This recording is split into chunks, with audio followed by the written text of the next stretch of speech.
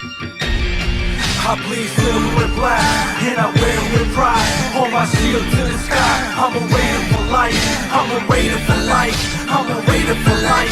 I'm a raider for life. I'm a raider for life. Touchdown, Raiders!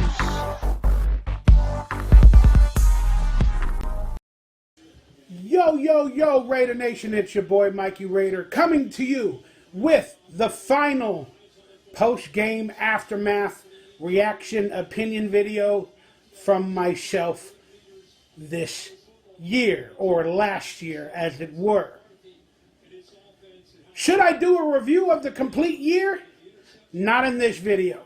This video, we're just going to talk about the final Pride game that happened the other day versus the Denver Broncos, and the fallout, the aftermath, and the storylines after the game that are clearly going to be talked about on Twitter and the news media alike, as they already have started.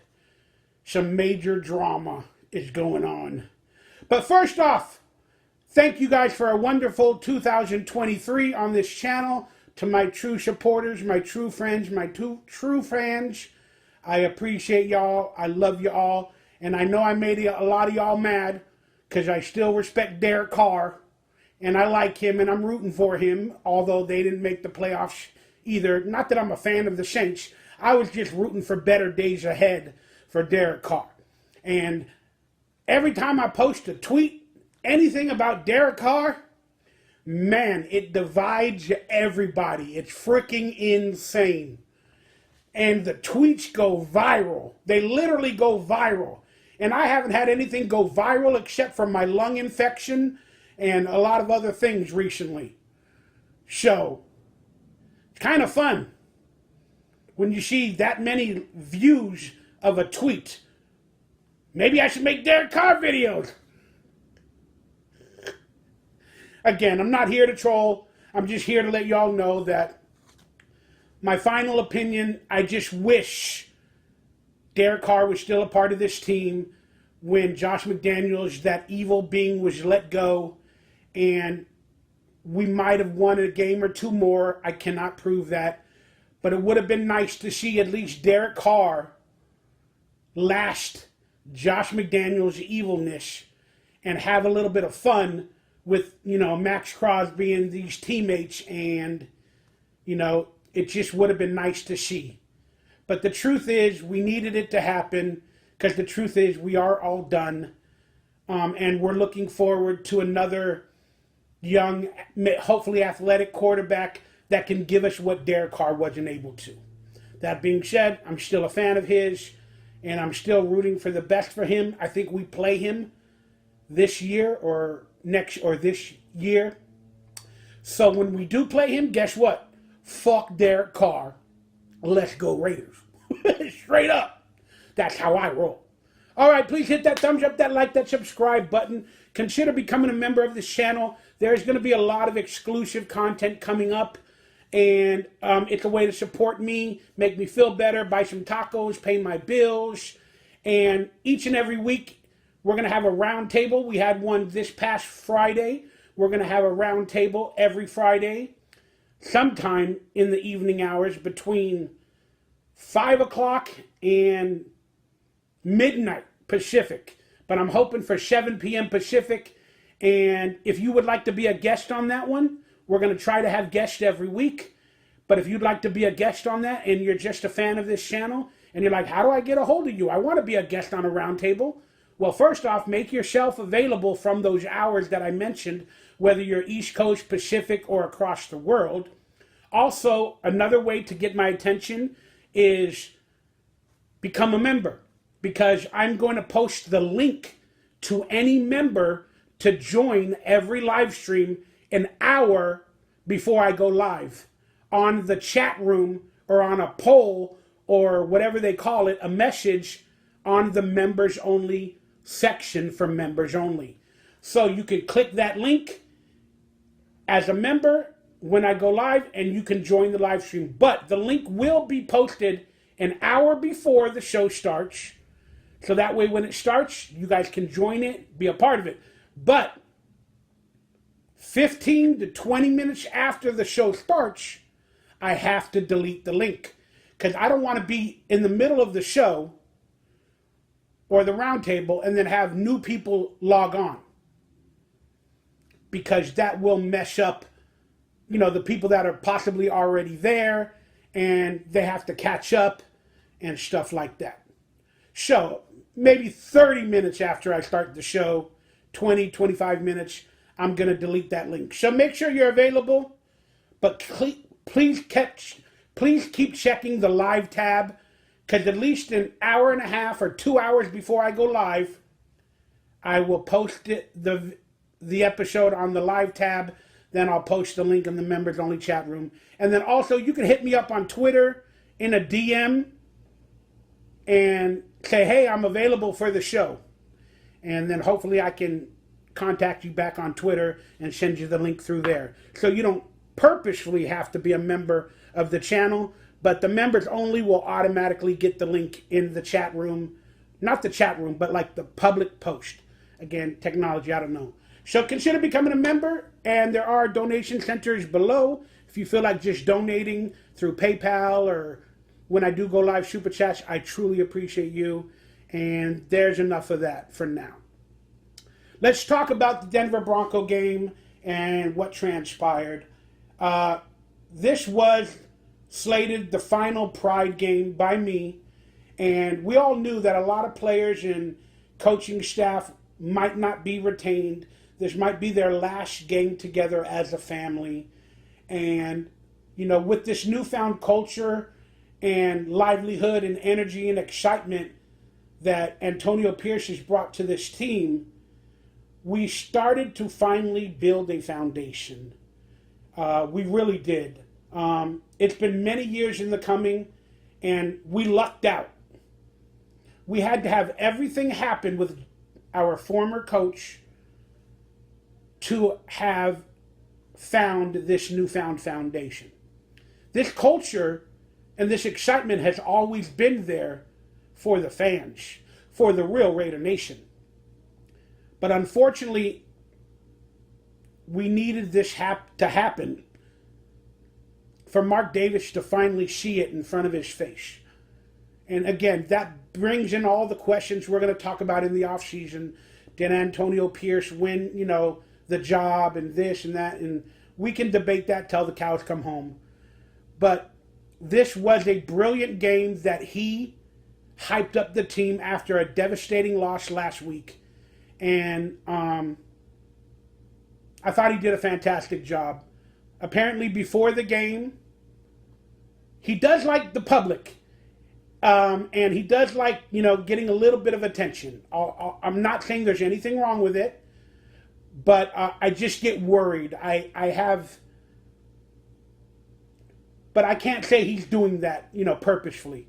But apparently before the game, he drove into the stadium, got out of his car, and shook the hands and took pictures of fans that were around the stadium before the game.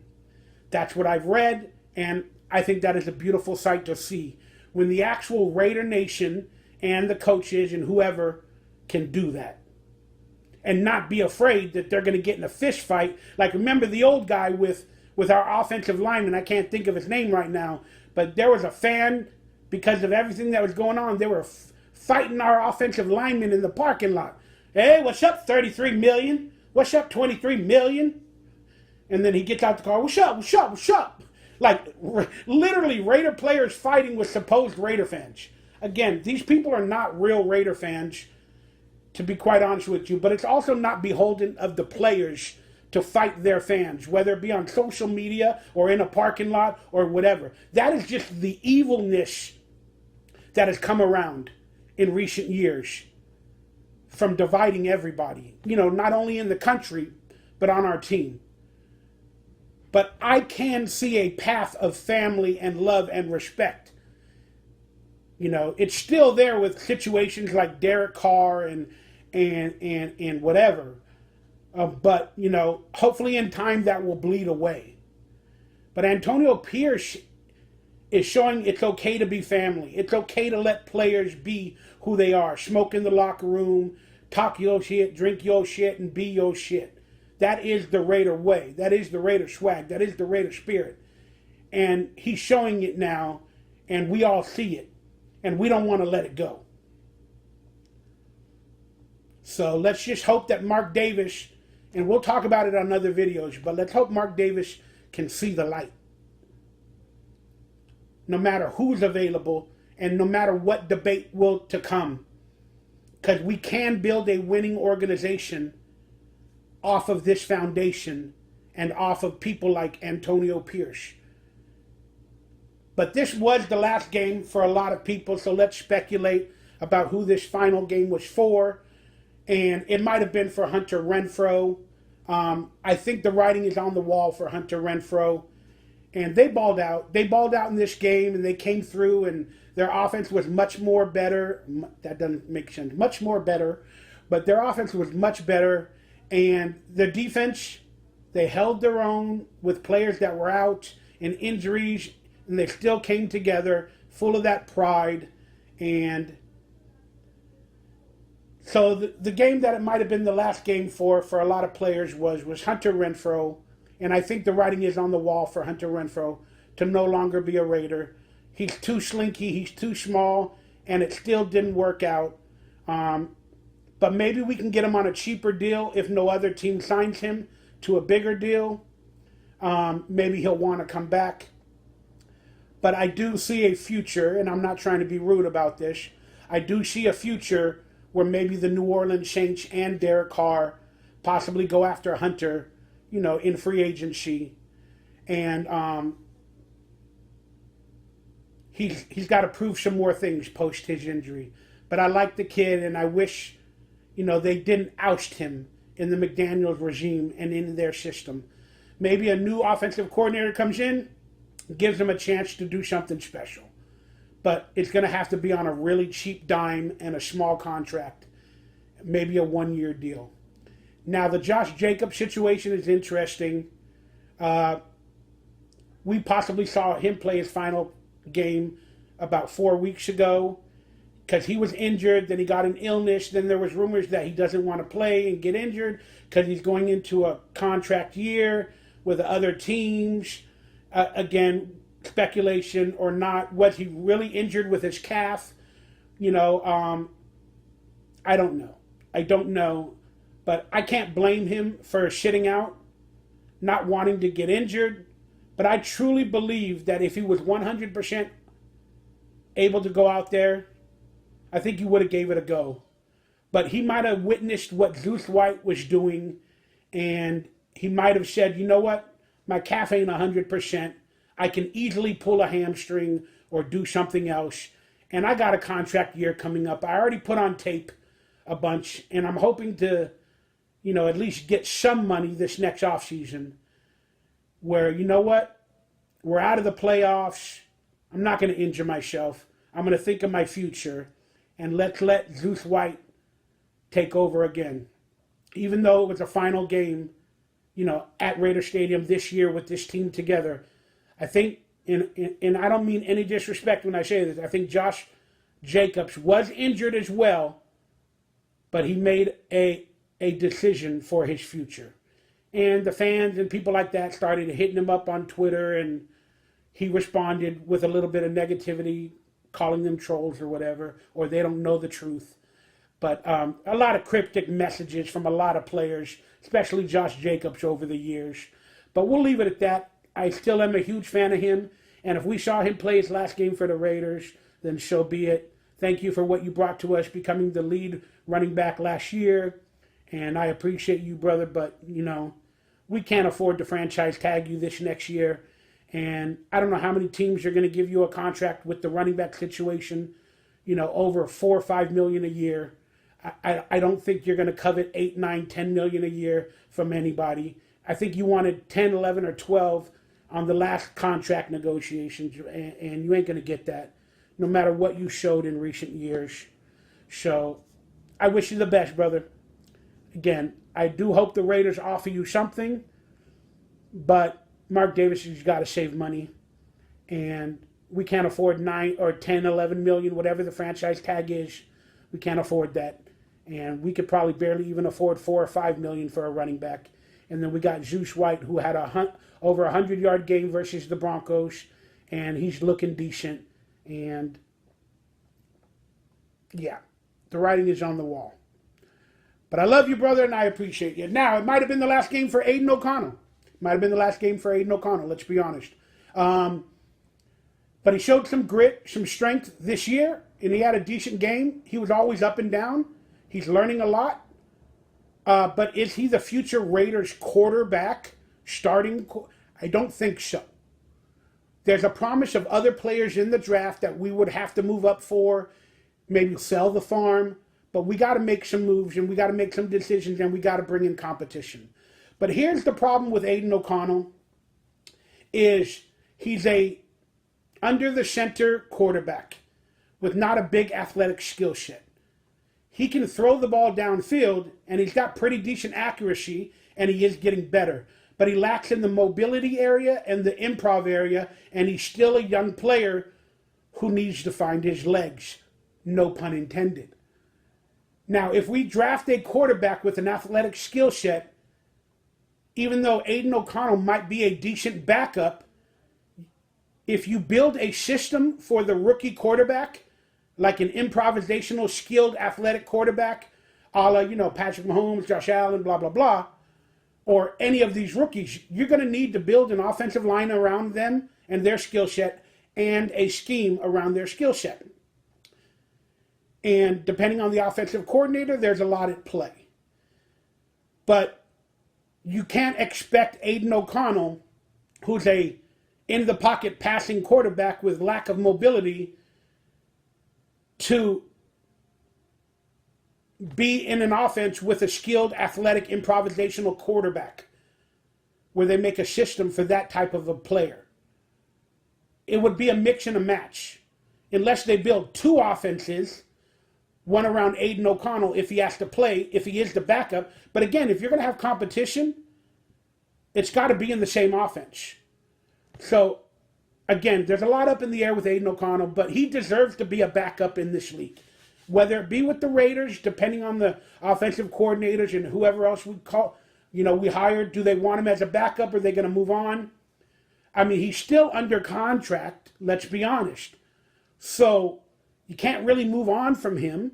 You got a cheap backup quarterback. So whoever comes in is probably, let's be honest with you, they're probably going to have him as competition, maybe second string or third string. Plus, we got Jimmy Garoppolo under contract, and he's one of those immobile type quarterbacks. And it's just a really, really weird situation. So you would have to draft a player if you're going to draft a quarterback in the Jimmy Garoppolo, Aiden OConnell, in the pocket type of, system. And you'd have three quarterbacks on the roster competing for the job between all three of them in that same type of system. But if we're going to go with an athletic quarterback and stuff like that, and boy, I'm talking along about one position. But if we go with an athletic quarterback, whether it be we move up to get Caleb Williams or this or that, again, we're going to have to build a system around that quarterback, and then people like Jimmy Garoppolo and Aiden OConnell might not fit that system, but they're technically still on our roster. So there are some problems ahead. But I'm going to leave that up to the offensive coordinator and the coaching staff and whatever they want to do. But Mark Davis is going to want to save money. So I don't know the situation with Jimmy G. Maybe we can get rid of him, save some money, dead cap money. Again, I'm not going to figure that out. But Aiden OConnell, he's still contracted. We got him for a few more years. And I see him being a good backup, whether it be for this team and if something happens for another team in the future. But he might be a veteran backup most of his career, which is okay. You can make a living for yourself, especially being a fourth-round pick. That would be really, really good for him. Now let's talk about Devonte Adams for a little bit. We might have saw his last game as a Raider. He made a video post the game where he thanked Raider Nation and he said, "I'll see you next year." And again, people can read into that what they want. See, he wants to be a Raider. He's under contract. He is a Raider, and he's under contract for next year. But again, he can always make his own decisions or have his agent do some turmoil and try to get traded or whatever. I'm not saying he'll do that. I probably don't think he wants to, but let's hope he has a hand in this organization and who they get as a quarterback and who they hire as an offensive coordinator moving forward. So a lot is up in the air, but we technically, depending on what happens, might have saw the last game with Devonte Adams as a Raider. It's probably not going to be the case, but it could happen. So I was just talking about the final games for a lot of players, and Jermaine Illuminor was giving credit to Antonio Pierce on Twitter. Everybody was writing Antonio Pierce and telling their feelings about how good of a coach he was. You know, one of the best coaches they've ever had. You know, even in the post-Gruden era where a lot of players were saying Gruden is the best recently. And so a lot of people are giving pride in Antonio Pierce. And Tyler Wilson, the draft pick, we needed more from him. Even though he came up as late, as Patrick Graham got better. And apparently we have the number 6 defense in the NFL to close out the season. I don't think those facts are real from one of the reporters. I think we're probably top 10, maybe 11, because we were top 10 a couple weeks ago. We were number 9 or 10. So we might have ended up at 10 or 11. And then now, just to reiterate, going into this Bronco game, a lot of people wanted the Raiders to lose the game for draft picks and stuff like that. And again, it's all about the just win. It's all about the pride. And I understand your frustrations wanting to get a better draft pick, but there's no guarantee that we get the best player regardless if we have a better draft pick by a couple of spots or not. We went into this game with the 11th draft pick, right after the top 10. And then since we won this game, I haven't made it official, but I believe we have the 13th pick now. So by winning this game, we lowered 2 spots to number 13. And I hate the fact that it's number 13, unlucky 13. That just bothers my mind. My favorite number is 12. So I was hoping we didn't fall further than 12. And 14 is an okay number as well. But we got number 13, I believe, officially. So we did drop 2 spots. And that's going to piss people off. It ain't worth the victory. To each their own, guys. To each their own. But it is to me. I'd rather have this victory because it says a lot to other players and free agency, and it just says a lot to the nation that even though nothing is on the line, the players that could play played. Even Colton Miller played. And we're proving we're changing the culture, and I loved it. And that gets me to my post-game. Well, this whole thing's been a post-game aftermath, but I've been talking about players instead of the game. I'm not going to get into the game details. You guys can watch it. There's other YouTubers that go into each play of the game. I'm just proud we got a victory. And then at the end of the game, I saw the post-game, what do they call it? The excitement in the locker room. There was legends at this game. And again, this was all done for publicity's sakes. But it's because Antonio Pierce has brought back that Raider way spirit and that excitement and that foundation. And even the legends, the Raider legends, Marcus Allen, Charles Woodson, Jim Otto, everybody, they witnessed it and they spoke about it on Twitter and X, on social media. And they wanted to be a part of this game. Not only to hopefully prop up Antonio Pierce and that Raider spirit, and maybe send a message to Mark Davis like, this is what we want to feel every game. This is how we want to feel in that Raider locker room. So the legends showed up. And it was a beautiful thing to see. And we got a victory versus a rival. Then in the locker room, the legends went into the locker room and witnessed Antonio Pierce speaking to the team while they were smoking cigars again and doing what they want to do. So Antonio Pierce spoke about that, and he talked about leadership, and it was just a fantastic video to watch. I posted it on my Twitter, so go to my Twitter. It's at Mikey, M-I-K-E-Y, R-A-Y-D-E-R, and the link is down below.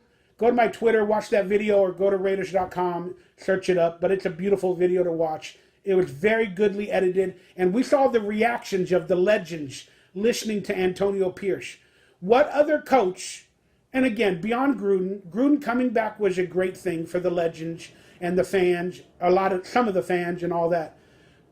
But when have you ever felt this excitement for a losing team? Basically, we were a losing team.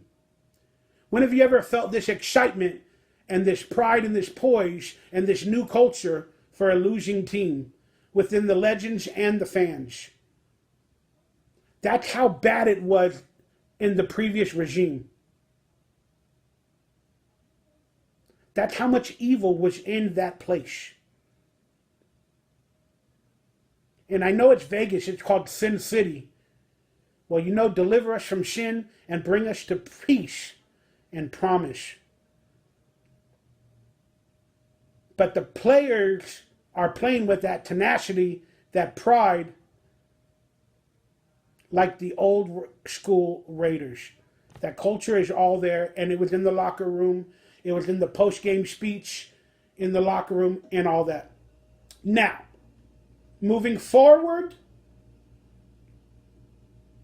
after every victory, should we celebrate like that? Moving forward, if Antonio Pierce is the coach? Maybe not. Maybe temper it to special games. Special games like the Chiefs or big divisional games or making the playoffs or heck, maybe even the Super Bowl. Temper it down a little bit. Because if they expect that every game, they get used to it. I watched a movie the other day called Gran Turismo, where the guy became a race car driver, got his license to race in Formula One or whatever they call it, and he wanted to drink champagne. And then his coach or his mentor said, no champagne until, you win a race or you finish in the top 3. I agreed with that. So the type of celebrations we had, I know they weren't as big as that first one after McDaniels was fired, but the type of celebrations where every week the players can kind of do whatever they want, maybe we can temper that down a little bit again, but it might not be the Raider way to do that. But I could see a place where, they get complacent or make some more rewards or something like that for bigger games. Again, there has to be a couple of things added to this regime in terms of strictness, a little bit, but not too much, not the way it was. But yeah, that's just my thoughts for now. But I love this team. I love this regime. And I'm really looking forward to this next year. But we got to make some big decisions this offseason.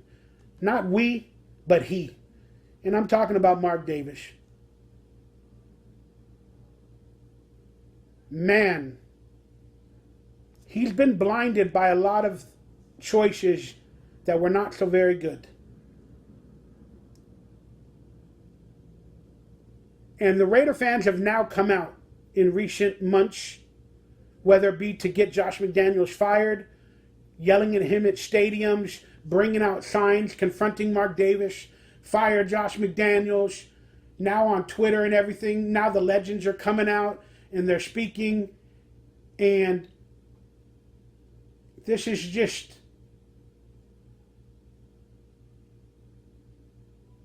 we're showing him the light. And he's starting to listen to fans. I know he's technically not listening to fans, but with the addition of the legends and the people that are in his ear, they listen to the fans. So our message is being heard and seen thanks to all of us protesting and doing what we need to do and speaking out with our feelings. Now let's hope Mark Davis sees that light. But he's going to have to make some major money decisions moving forward. He lost close to $100 million with that McDaniels situation moving forward, letting go Chandler Jones, dead cap, and this and that. He lost a ton of money. Now he's probably going to have to spend a ton more money to hire coaches and staff and stuff like that and bring in free agents. Does he have all that money? I don't know. But there are going to be opportunities where he's going to have to be really, really cheap and frugal in players and coaches and staff. There's a rumor around that Patrick Graham is being poached by the Chargers right now. If he brought in a coach like Harbaugh or anybody else, it's going to be a lot of money. He can go a long way with a cheaper Antonio Pierce. If Antonio Pierce doesn't all of a sudden have an ego and request like $5 million a year or $10 million like some of the other previous coaches. But if we could get Antonio Pierce for $3 million a year, $4 million a year, something like that, that would go a long way. But we'd have to pay Patrick Graham more to stay the defensive coordinator because he's being poached by the Chargers and stuff like that. And then again, the love affair with Gruden, I don't know what's going to happen there. But Mark Davis has a lot of decisions to make. And we'll talk about it on future Raider roundtables. Let me know your thoughts down below. But for now, I just wanted to say this was a beautiful week for the Raiders. This was a beautiful season for the Raiders. Because guess what? The darkness has disappeared. And the true Raiders have come into the light. And I know all of you see it. We have a Raider way to follow. And I feel different about it this time than I ever did, even with former coaches coming back or former players. We needed that much evil to bring in. We needed that much evil to leave in order to realize how good we're going to have it moving forward. Stay healthy, stay happy, stay blessed. I hope you guys enjoyed listening to me for 32 minutes. Please hit that like button. If you did, please share the video if you can. And more importantly, I'll see you on the next Raiders Roundtable. And stay tuned to this channel. Mikey Raider loves you. Raider Nation for life. Raiders! In the words of Antonio Pierce and other fans. But he goes, Durs. I go, Raiders! He goes, Raiders! Like he puts an emphasis on the D. He puts an emphasis on the D. That's what most women say. Love you guys. It's going to be a fun off season. Stick with this channel, and we'll have some debates and some thoughts. And I am a Raider guru. Trust me. I know what to do. I'm out.